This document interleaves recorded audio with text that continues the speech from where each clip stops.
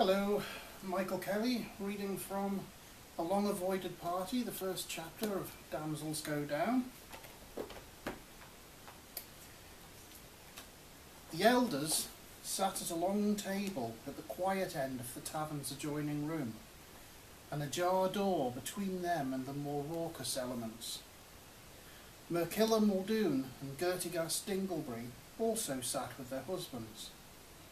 A few other of the less rowdy villagers occupied the other half of the room, getting fleeced at dominoes by a cheating old Bobby Bob.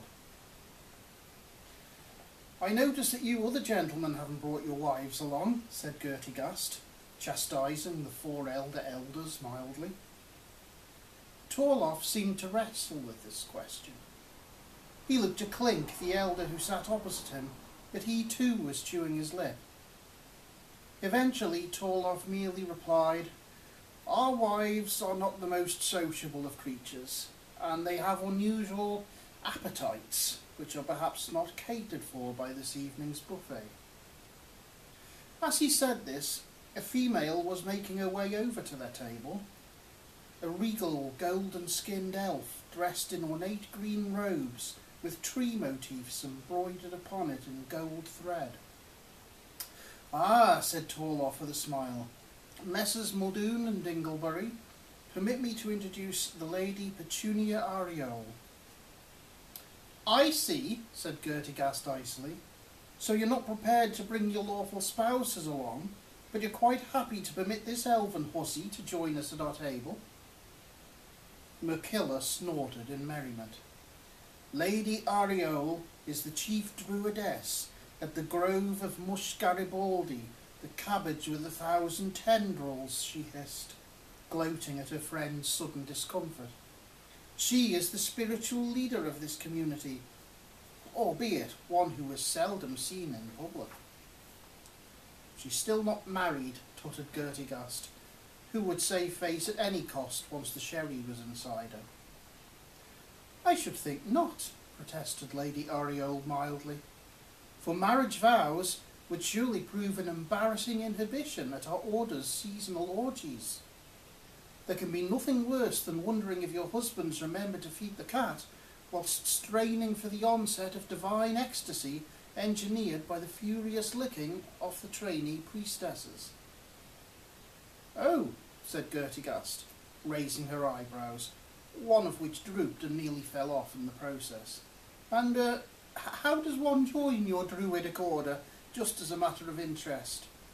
"Gertie, dear," protested Dinglebury, almost dropping his pork pie, "you promised me faithfully that you'd forget about doing naughty things with other women once we got here." "I lied," said Gertigast simply, openly drooling at Lady Ariole. It has to be said that witnessing an animated corpse drooling is not the most appealing thing.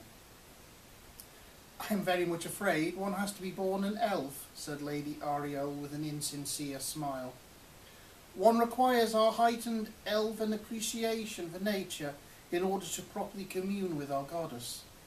And there's just no point in denying that an elf's juices taste better." "You're not kidding," puffed Dinglebury under his breath. "Gerties are like mature cheddar."